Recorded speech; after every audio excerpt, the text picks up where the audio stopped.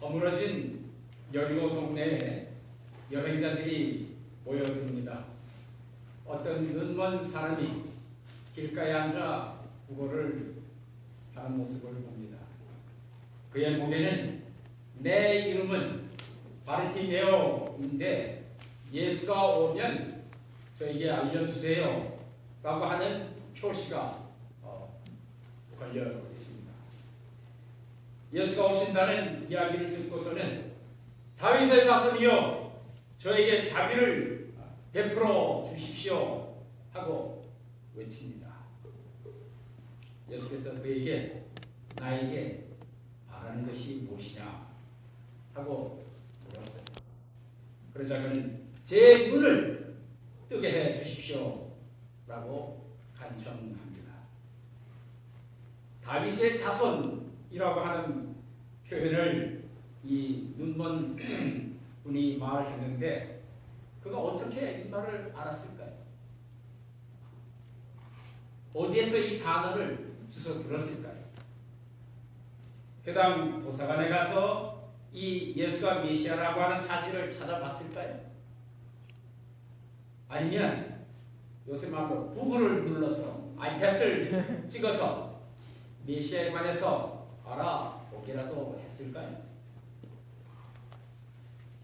그렇다고 회당에 가서 바리새인이나 그 서기관을 만나 물어보지는 않았지 않겠나 그런 생각을 해야 됩니다. 하여튼 이 사람은 남들이 보지 못하는 것을 보는 믿음의 눈을 가졌습니다. 그는 희망과 추진력, 인내와 결심이 대단했습니다. 이 이야기는 이 눈먼 분의 이야기는 단지 그의 눈이 고쳐졌다고 하는 치유의 내용뿐만이 아니고 부름에 관한 이야기입니다. 그는 열정적으로 예수의 부름에 응답했죠. 높은 자리를 예수께 요구한 야고보와 요한과는 다른 모습이었어요. 이 눈먼 사람은 다시 눈을 뜨게 되었고 또 예수를 계속 따르게 되었습니다. 그는 신실한 행동을 보여주었고 각오하고 거지의 상태에서 예수님의 제자가 되었어요. 그리고 그는 예수가 가는 데마다 따라다녔습니다. 욥기에 나오는 욥은 지금까지 남들이 하는 얘기로만 믿고 따랐으나 이제는 내 눈으로 직접 보고 안다고 그렇게 고백하죠. 그동안 엄청난 재산과 부와 명예와 많은 식구들을 거느리고 재산을 누리면서 살았는데 우유곡절을 겪어서 이렇게 모든 것을 잊어버리는 다 없어지는 그러한 경험도 하면서 하나님에 대한 생각을 더 하게 되었어요. 하나님과의 관계가 더 깊어지었어요. 그는 하나님과 만남을 통해서 자신이 변화하고 믿음을 갖게 되었다고 고백하죠. 내가 내 눈으로 직접 보고 나는 아노라 그렇게 고백을 합니다. 어떤 사람들은 많은 다른 눈을 가지고 예수를 보기도 합니다. 혹은 두려움이라고 하는 눈으로 예수를 보고 어떤 사람은 의심이라고 하는 각도에서 예수를 보기도 하고 어떤 사람은 남을 정죄하는 눈으로 예수를 보기도 합니다. 그러나 이 바르티메오는 열정과 희망, 믿음으로 예수님을 바라봅니다. 이 사람은 유대 사람의 기준에서 보면 외부자예요. 소외자예요. 바깥 사람이에요. 그러나 외부자로서의 이 바르티메오는 소위 내부자라고 하는 한 서클 안에 들어있다고 자부심을 갖고 살아가는 그런 제자들의 눈먼과는 대조되는 사실을 우리가 발견합니다. 예수를 따르는 많은 사람들이 이 바르티메오에게 입 다물어라, 조용하라 하고 지시를 하죠. 오늘 현대에도 힘이 없고 별 볼 일 없는 나약자, 소수자, 소외자 이런 분들이 불의를 경험하고 부당함을 경험하고 억울하고 그래서 억울함과 불의를 지적하고 호소하려고 하면 힘 있는 다수가 기득권자들이 권력 갖고 있는 사람들이 불편한 진실, 자기들이 불의하게 행한 일들이 드러나고 알려지는 것을 숨기려고 그리고 막으려고 약한 자들을, 소외자들을, 소수자들을 억압하고 통제하고 감금하고 사실을 부인하고 왜곡하는 모습을 오늘 우리들이 많이 보잖아요. 일본 사람들이 36년 동안 우리 한반도를 점령하고 그리고 통치했죠. 도도나 국민학교 그리고 몇 살 되지 않는 학생들을 교실에서 끌어다가 뭐로 만들었어요? 성도의 자로 만들었잖아요. 청년들을 데려다가 뭘 했어요? 자기네 전쟁터 방패로 만들었잖아요. 그럼에도 불구하고 아직도 그 사실을 부정하고 역사를 부인하고 심지어는 유네스코까지 자기네 돈으로 매수하는 그러한 정말 어이없는 모습을 우리가 보잖아요. 유네스코는 그 일본이 돈을 많이 주니까 거기에 고개를 숙이고 넘어가는 거예요.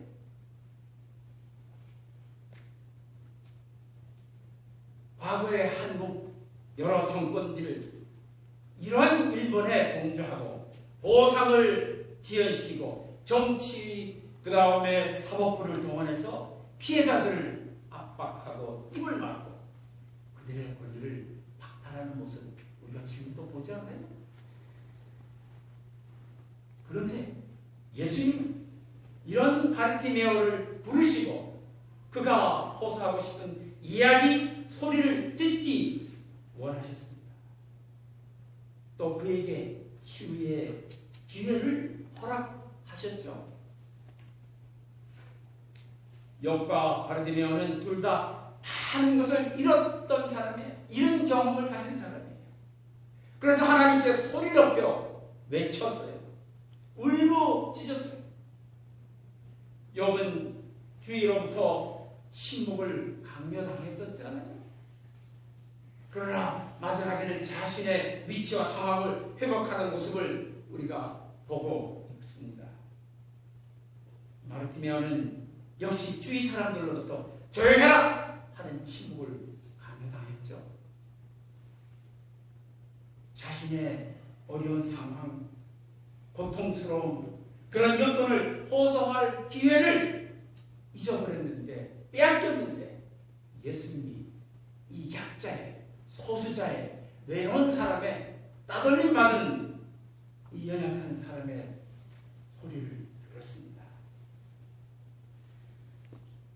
여러분 영어에 compassion이라고 하는 말이 있어요. 한국말로 뭐라고 표현하면 좋을까요? 연민 혹은 동정 혹은 측은히 여기는 마음, 그렇게 아마 사전에 나와 있을 거예요. 그런데 이게 원래 라틴어로는 컴이라는 말은 together, 함께라고 하는 말이에요. 함께한다. 파티라고 하는 말은 suffer, 함께 고통을 나눈다고 하는 얘기예요.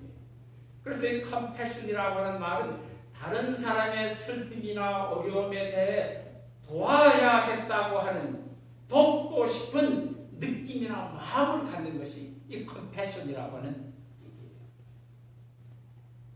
다시 말하면 자기 자신이나 자기의 안전을 잊을 정도로 잊으면서까지라도 그런 것들을 다 제쳐 두고서라도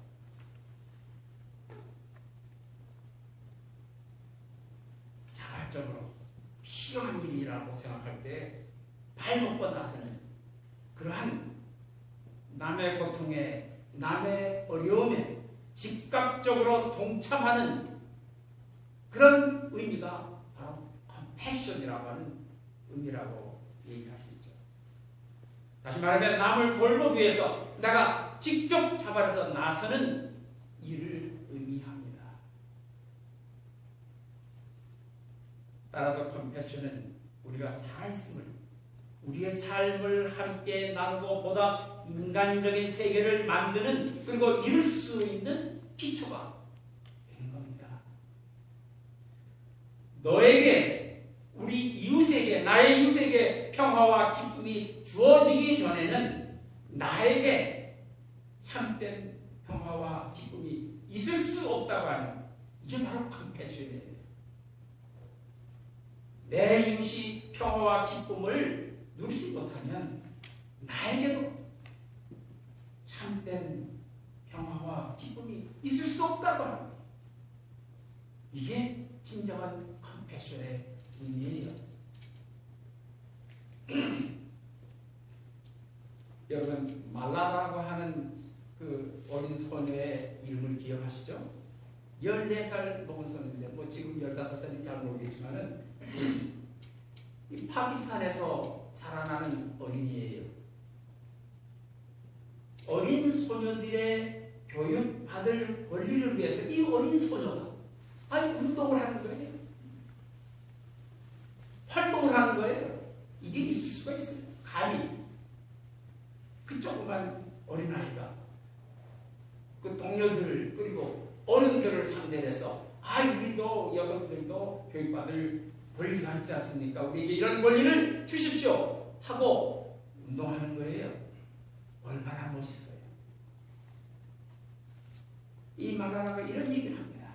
나는 나 자신을 위해 말하는 것이 아니고 아무런 의견이나 소리나 주장이나 권리를 말할 수 없는 사람들을 대변해서 내가 말을 합니다. 이게 얼마나 멋있는 일이에요. 그러니까 이 어린 소녀가 노벨 평화상인가 받지 않았어요? 이게 놀라운 일이에요. 얼마나 이 소녀의 마음에 그 컴패션이 있었어요. 열정이 있었어요. 바른 일을 위해서는 내가 총을 맞았어도, 죽는 한이 있어도 내가 이런 일을 하겠노라고. 실제 총을 많이 맞았잖아요.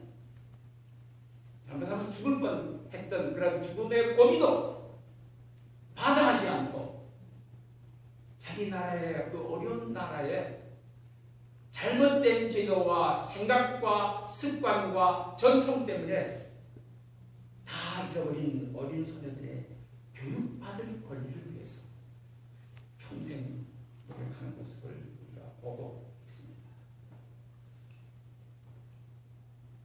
아까 기도도 하셨지만은 우리가 두번 조국 남북 관계, 자주 평화, 통일 얼마나 오랫동안 우리가 외쳤고 또 그렇게 얘기를 나눴어요. 한두 달 전만 해도 1000만이 넘는 이산 가족의 상봉, 개성공단의 다시 여는 일, 이런 여러 가지 일들이 많이 지금 생겨나고 있잖아요. 같이 운동을 한다든지, 같이 문화 활동을 한다든지, 군사관계를 다시 같이 조절한다든지, 정말 생각지도 못한 일들이 지난 1, 2년 사이에 엄청나게 벌어지고 있어요. 그러나 1, 2년 전만 해도 감히 통일을 얘기해요? 감히 김정은을 이름을 대요? 자주를 얘기해요? 이게 다 어디로 가요? 남산으로 끌려가는 게 남산으로. 정보부에서. 종북이라고 그러죠? 그런 얘기하면. 친북이라고 그러죠? 좌파라고 그러죠? 그럼 뭐예요? 빨갱이라고 그러잖아요. 그리고 다 경찰이 어디로 가요? 그리고 재판도 아니에요. 그냥 감옥에 집어넣는 거예요. 그리고 두드려 패요. 한국 백성의 입과 귀와 손발을 다 묶어놓는 일이 지난 70년 동안 얼마나 있었어요. 7월 31일 며칠 있으면 501년 전에 1517년에 마틴 루터라고 하는 분이 독일의 비텐베르그에서 95개의 조항을 내걸고 천주교가 잘못하고 있는 일을 하나 지적을 했죠. 이게 쉬운 일이에요. 또 큰 교황청이 있는 그 천주교예요. 얼마나 많은 어려움을 이분이 당했는지 몰라요. 생명의 위협도 당했어요. 죽을 뻔했어요. 그러나 이 마틴 루터는 바른 성서에 관한 이해와 바른 해석과 어둠 속에서 헤매고 있는 말없는 교인들을 일깨워 주려고, 그들의 대변자가 되려고, 그들이 올바로 성장할 수 있도록 그들을 위해서 자기 한 몸 어린 셈 치고 앞에 나선 거예요. 어디에 감히 교황청을 대고 너희 잘못했다고 얘기할 수 있어요? 그러니까 그분이 교수직에서 다 쫓겨났잖아요. 교회는 우리가 교회라고 생각하고 모이는 이 교회라고 하는 공동체는 사람들이 하나님을 바라보고 올바른 생활을 하도록 도와주면서 동시에 교회 자체가 새로운 꿈과 바른 생각을 갖고 변화되어야 합니다. 우리 알파교회가 전에는 뭐라 그랬어요? 블루와 한인연합회. 그때로부터 지금 몇 년 됐어요? 50년에? 얼마나 변했어요? 지난 50년 동안. 그게 제 질문이에요. 솔직하게 우리 자신들에게 물어봐야 돼요. 우리가 지난 50년 동안 이 교회가 설립한 이후에 어떤 변화가 있었느냐? 교회로서 우리 개인으로서 심각하게 자문해 봐야 합니다. 그게 성장할 수 있는 기초가 되는 거예요. 금년 여름 7월 21일부터 27일까지 우리가 속해 있는 연합교단의 그 총회가 오셔가에서 모였어요. 한 300~400명 되는 총대들이 각 지역에서 모였는데 저도 거기에 총대로 참석을 했어요. 거기서 나눠주는 그 자료들이 참 많은데 그 중에 그 팸플렛 하나에 보면 이런 글이 있어요. 우리가 두려움을 느낄 때는 우리가 편하고 익히 잘 알면 안전한 상황에 머물려고 하는 유혹을 갖게 되는데, 그렇죠? 그런데 위협을 감수하고 보이지 않는 미래에 대한 희망을 감히 갖는 믿음을 갖도록 우리는 부름을 받았노라. 바람 보시는 곳에 보시는 성은 이 희망은 수동적인 것이 아닙니다. 오히려 우리로 하여금 예상되는 제한성을 뛰어넘도록 해주고 우리 자신과 세계의 치유를 위해서 근본적인 변화와 변형을 각오하도록 촉진시켜준다 하는 글이 쓰여 있어요. 얼마나 멋있어요. 7월 27일 날 금요일이 맨 마지막 날이에요.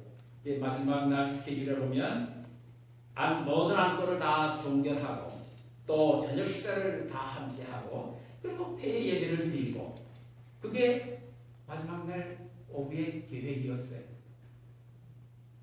그런데 뜻밖에도 기대 없이 2시간 이상 연장됐어요. 의견 종결도 못하고 저녁 식사도 못하고 폐회 예배도 못 드렸어요. 왜 그랬을까요? 왜냐하면 예상 밖으로 인종차별, 편견, 차별 대우 이런 아픈 경험과 현실을 듣고 나누는 시간이 되게 없었는데 주어졌어요. 알버타에서 오신 어느 그 아프리칸 계통인지 자메이칸 계통인지 그런 목사님이 그 마지막에 모든 일주일 동안의 행사를 끝내고 그 theological reflection을 했어요. 말하자면 자기의 그 한 주간의 생활을 보고 자기의 경험을, 자기의 그 느낌을 함께 나누는 그런 시간을 가졌어요. 그런데 이분이 소위 말하면 그 자메이칸인지 저 아프리카에서 오신 분인지 그런 겉모양 상황 때문에 자기가 지금까지 연합교회 목사로서 당해온 착취와 차별과 모욕과 이런 것을 자기가 얘기했어요. 내가 이런 경험을 해왔구나. 그런데 일주일 동안 여기 모여서 얘기 들으니까 그런 데 대한 얘기를 하나도 안 하구나. 어찌 된 거냐? 그런 얘기를 심각하게 했어요. 그러니까 백인, 소위 말하자면 백인, 저는 백인이라는 말 쓰기 싫어하지만은 소위 그 커케이션 계통의 두 청년 남녀가 나와서 우리가 안고는 하나님입니다. 그것은 우리가 잘못했다고 고백하고 사죄합시다. 그런 안을 냈어요. 전혀 뜻밖이에요. 전혀 예상도 안 한 거예요. 그러니까 그 총회장 되시는 분이 누구나 하고 싶은 얘기 있으면 나와서 하시라. 가나안은 소위 그 유럽 계통의 대의원들은 가나안은 절제하시고 그 외에 분들이 나와서 자기의 경험과 아픔과 기억들 나누면 좋겠노라. 그런 얘기에서 여러 사람이 나와서 얘기를 했어요. 각자가 경험하는 그 아픔, 슬픔, 고통, 소외감, 좌절감, 그들의 비유 때문에, 그들의 배경 때문에, 그들의 민족 관계 때문에 내가 많은 분이 얘기했는데 이 끝이 없어요. 어떤 해결점이 없어요. 그래서 저도 나가서 마이크 앞에 서서 얘기를 했어요. 무슨 얘기를 제가 했냐면 여러분 이렇게 좋은 안건이 나왔는데 누굴 향해서 사죄하자는 거냐? 누구의 그 사죄 내용이 얼마나 심각한지 알고 무슨 사죄를 할 거냐? 우리가 먼저 들어야 되지 않겠느냐? 그런 고통의 소리를 듣지 않고 무슨 사죄를 누구에게 하겠다는 거냐? 제가 그런 질문을 했어요.